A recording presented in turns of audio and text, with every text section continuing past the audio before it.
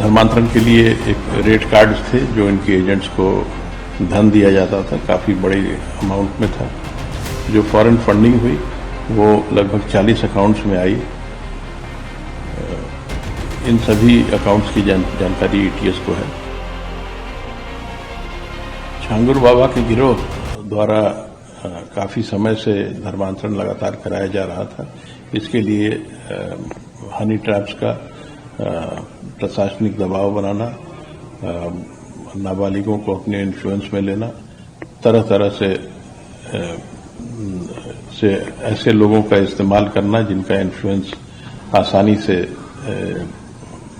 समाज में है, उनका इस्तेमाल करके धर्मांतरण कराया गया। और इसके लिए काफ़ी बड़ी मात्रा में फॉरेन फंड्स भी प्राप्त किए गए। धर्मांतरण के लिए एक रेट कार्ड थे जो इनके एजेंट्स को धन दिया जाता था, काफ़ी बड़े अमाउंट में था। जो फॉरेन फंडिंग हुई वो लगभग 40 अकाउंट्स में आई। इन सभी अकाउंट्स की जानकारी एटीएस को है। किन स्रोतों से यह धन प्राप्त हुआ उसके बारे में एटीएस लगातार जानकारी प्राप्त कर रही है। जो भी धन का इस्तेमाल यहाँ किसी प्रॉपर्टी के एक्विजिशन में, इलीगल एक्विजिशन में किया गया है, उन सभी प्रॉपर्टीज को या तो कानूनी प्रावधानों के तहत जब्त किया जाएगा अथवा उन्हें डिमोलिश किया जाएगा। सर, धर्मांतरण के साथ साथ आप ये भी कहा जा रहा है कि डेमोग्राफिक चेंजेस का भी उसका एक पूरा नेक्सस था कि वो वहां पे जो एरिया, क्योंकि जो डेमोग्राफी है उसमें बदलाव। यह क्षेत्र नेपाल बॉर्डर के काफी करीब है और नेपाल बॉर्डर पर डेमोग्राफिक चेंजेस के प्रयास काफी समय से नोन है। ये इस बड़े प्रयास का हिस्सा हो सकता है।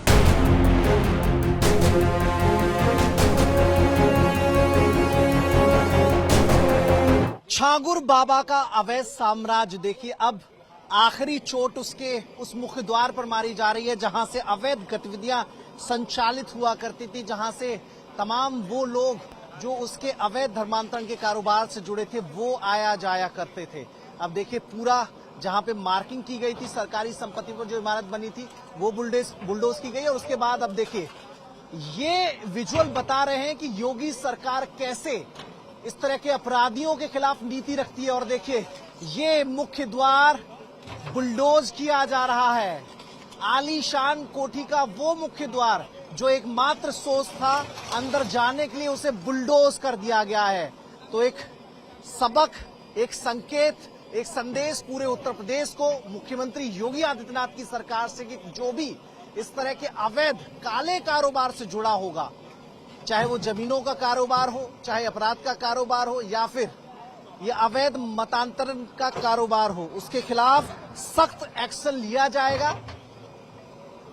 पहले बुलडोज किया गया उस घर को जो बेहद आलीशान था, जो सुरक्षा चक्र जिसके चारों तरफ मौजूद था, उस घर को बुलडोज करने के बाद अब मुख्य द्वार को भी बुलडोज कर दिया गया है। और देखिए, बुलडोजर उस फाटक को धराशायी कर रहा है, उसे तोड़ रहा है और पूरे प्रदेश को एक मैसेज, एक संदेश देने की कोशिश इसके जरिए मुख्यमंत्री योगी आदित्यनाथ कर रहे हैं। धर्मांतरण का अवैध कारोबार चला रहे छांगुर बाबा के खिलाफ 3 दिन से चल रही बुलडोजर की कार्रवाई आज खत्म हो गई है। देखिए, जो मार्किंग की गई थी उसके हिसाब से मकान का अगला हिस्सा गिराया जाना था, वो सारा गिरा दिया गया है, जहां जहां रेड क्रॉस का निशान लगाया गया था। और अब देखिए, बुलडोजर खामोश हो गए हैं।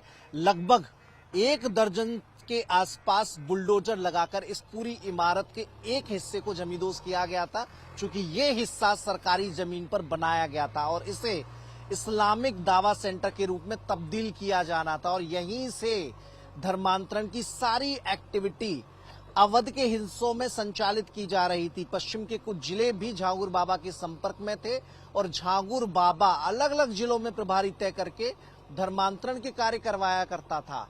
लव जिहाद का जो बड़ा नेक्सस चल रहा है, जिसमें पैसों के लेन देन की कई बार शिकायतें मिली हैं, खुलासे हुए हैं, वो भी छांगुर बाबा की संलिप्तता से चल रहे थे। और अब एक हिस्से को गिरा लिया गया है, बाकी इन्वेस्टिगेशन की जा रही है। एटीएस ने रिमांड ली है, एटीएस इन्वेस्टिगेशन कर रही है। इन्वेस्टिगेशन के दौरान कई तथ्यों को सामने लाने की कोशिश एटीएस की रहेगी, जैसे जलालुद्दीन के नेटवर्क में कौन कौन लोग शामिल थे, पैसों का लेन देन विदेशों से कहां से होता था और कैसे पैसा यहां तक पहुंचा करता था, और जलालुद्दीन उर्फ झांगुर बाबा उन पैसों का कैसे यूटिलाइज किया करता था, कैसे उन पैसों को खर्च किया करता था। क्या धर्मांतरण का जो आंकड़ा बताया जा रहा है, जो एटीएस के पास जानकारी है कि बहुत बड़ा हो सकता है, उसकी सूची कहां है, कैसे इन चीजों को किया जाता था, तो वो सारे ऐसे बहुत सारे फैक्ट हैं। भैया तो आज मतलब खत्म कार्रवाई, बस खत्म, 90% काम हो गया, 95% मुश्किल लगी आपको, बड़ा मजबूत बना? मुश्किल लगा भैया, बहुत समय लग गया, 10 एमएम का सरिया लगा हुआ है। मशीनें आगे का पोर्शन टूट भी गया था आपका? दाता टूट गया है, पूरा पिन बूथ सब ये हिल गया है। बहुत मजबूत इमारत बना था। एक दर्जन लगभग बुलडोजर लग गए हैं? 12 लगभग बुलडोजर लगे थे? नहीं, पहले दिन 9 मशीन थे, बाकी दूसरे दिन 8, दूसरे दिन भी, आज तीसरा दिन है, इस पे भी 8 मशीन चली है। अब काम खत्म हो गया? अब 95% काम खत्म है, थोड़ा बहुत बचा वो भी काम चल रहा, भी खत्म हो गया। मलबे का काम जो है वो बचा है। एसडीएम का कहना है कि अब जहां तक मार्किंग थी वहां तक काम पूरा हो गया है, बाकी इस मलबे को एडजस्ट किया जाना है। सामने जो गेट था, जो मुख्य द्वार था, जहां से एंट्री होती थी गाड़ियों की, जहां से जलालुद्दीन, नीतू, नवीन आया करते थे, वो जो है गेट को बंद कर दिया गया है। अब एक ही गेट यहां से खुला रहेगा, उस पर लॉक लगा दिया जाएगा, सील कर दिया जाएगा। चूंकि ये निजी जमीन पर बना हुआ आलीशान घर है, तो ऐसे में ये बुलडोजर एक्शन से दूर है, लेकिन जितना घर अवैध था, जो पोर्शन सरकारी जमीन में बना हुआ था, वो जमींदोज हो गया है। और यहां से एक संदेश गया है, संकेत पूरे प्रदेश में गया है कि जो कोई इस तरह का एक्शन करेगा, इस तरह की कार्रवाई करेगा, जो अवैध होगी, जो सनातन पर प्रहार करेगी, जो कानून से परे जाकर होगी, उस पर एक्शन होगा। और इसी तरह का होगा। गैर कानूनी काम को यूपी सरकार बर्दाश्त नहीं करेगी, योगी सरकार बर्दाश्त नहीं करेगी। हालांकि अब इस मामले में जांच आगे की जा रही है, और जांच में जैसे फैक्ट निकल कर आएंगे, नए अगर नाम चेहरे सामने आते हैं तो उन पर भी एक्शन किया जाएगा।